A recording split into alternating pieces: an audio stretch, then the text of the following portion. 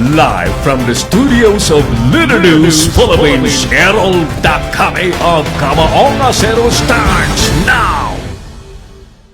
Habang nanonood po ang mga taga Baguio City, mga taga Ubando, Bulacan, especially sa ating kaibigang mayor na busy yata. Pag nag-text ako, hindi yata nababasa, Mayor Edwin Santos. Alam niyo po dyan sa Ubando, Bulacan, matindi po, maliit na bayan po yan, pero napakatindi ho ng politika dyan. No?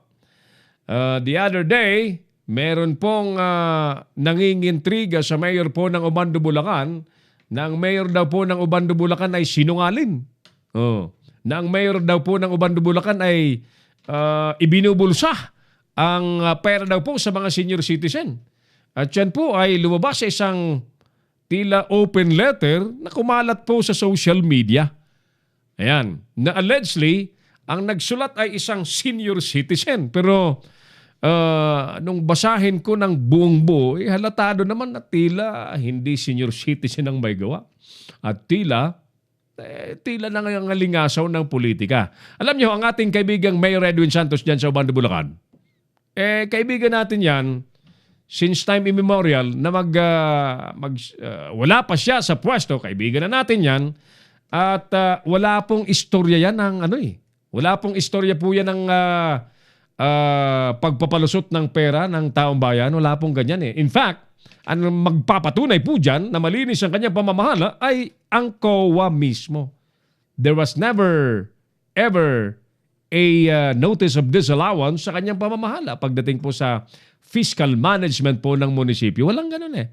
Wala kang lusot sa COA kapag may ginagawa kang kababalaghan sa pondong publiko. Ayan. Yung Mayor Edwin Santos ay wala pong ganyan eh. Ngayon, keso daw sinungalin dahil nangako daw ng eleksyon na ang lahat ng senior citizens sa Ubando, Bulacan ay bibigyan ng pension. Alam niyo po, lahat ay gustong maabot ng mayor po ng Ubando. And so as with the other public servants, lahat yan gustong abutin. But you know, pagbatas po at public funds ang pinag-uusapan, madalas may criteria eh. Pero kung personal funds po yan, wala pong kagatol-gatol. Magagawa mo ang pwede mong gawin. But if we are talking about public funds, may mga requirements, mga suki. So, ito pong nagpakalat ng parang open letter daw na senior citizen, ang dami-daming akusasyong pangit sa ating kaibigang mayor dyan sa Ubando, Bulacan. Kaysa daw ay hindi na mapagkatiwalaan, sinungalin, binubulsa daw ang hindi po yan totoo. Ako na po mismo, isa pong investigative journalist will attest na wala pong ganyan ang mayor ninyo dyan, sapagkat kung mayroong ganyan, hindi po ako nakikipagkaibigan sa totoo lang. No. I'll never rub elbows with an official or public official na may ganyan pong track record, hindi. Because I am very, very careful of on the people that we are going with. Ayaw po natin ng di ba may kasabihan that tell me how your friends are and I will tell you who you are. Di ba? May ganyan eh. So, mapili po ako sa kaibigan eh. Ako, kunti lang kaibigan ko pero pinipili ko talaga. O, isa yan.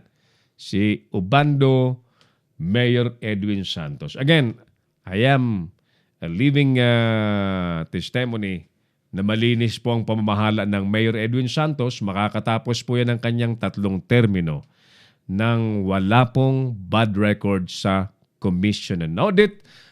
Tila yung naghihintay pong sinasabi at nagpapakilalang senior citizen naiinip lamang at tila hindi po napaliwanagan ng todo ng kanyang barangay official o in charge po sa kanilang organisasyon ng asosasyon ng senior citizen when it comes to the plan of the government to provide financial assistance na tinawag pong pension. Alam niyo, naiintindihan ko naman sa taong medyo hikahos ang 500 pesos na ayuda ay napakalaking bagay, di po ba? O yan, at least nalilinaw po natin mga taga Ubando, Bulacan. pagka may nais po kayong liwanagin tungkol po dyan sa umando, pwede rito sa ating palatuntunan. And rest assured, what you will get is a genuine information na